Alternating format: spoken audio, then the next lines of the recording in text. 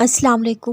صبر کرنا جتنا مشکل لگتا ہے اس کا اجر اللہ نے اتنا ہی زیادہ رکھا ہوا ہے۔ صبر کے سفر میں ایک مقام ایسا بھی آتا ہے، ہم جب کوئی دعا کرتے ہیں یا کچھ بھی سوچتے ہیں، پل بھر میں اللہ اس کو پورا کر دیتا ہے۔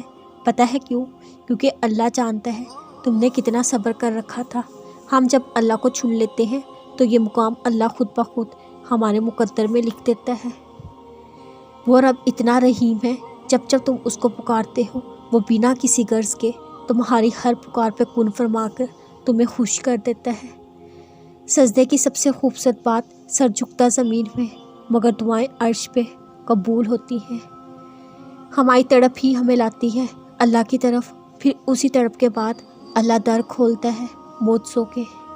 جس چیز پہ دل اٹک جاتا ہے اللہ اسی چیز سے آزماتا ہے ہمارا صبر، ہمارا یقین، ہمارا توکل۔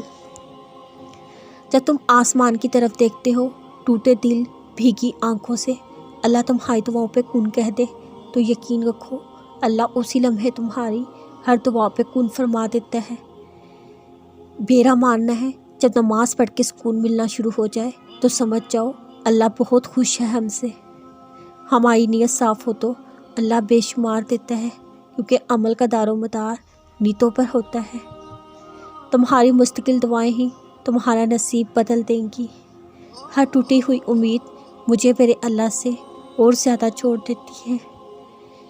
جب ہمارا توکل اتنا مضبوط ہو جائے جس کے آگے ہم نے ہاتھ پھیلائے وہ کبھی کوئی دعا رد نہیں کرتا، تب ہوتے ہیں معجزے۔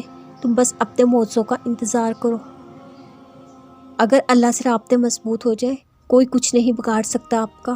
اگر اللہ کو ہم سفر بنا لیا جائے، سفر ہمیں کبھی خوف زدہ نہیں کر سکتا۔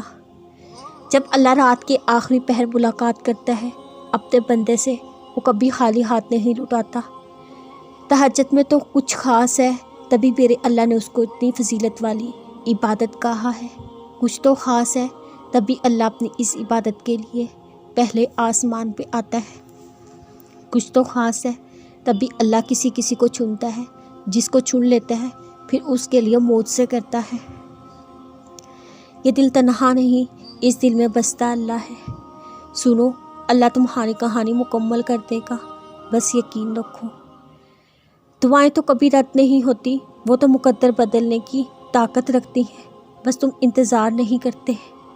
حوصلہ نہ ہارو، اللہ ہے نا، پریشان نہ ہو، اللہ ہے نا۔ کمزور تو حالات ہیں، اللہ نہیں، وہ بدتر کو بھی بہترین بنانے پر قادر ہے، بس یقین رکھو۔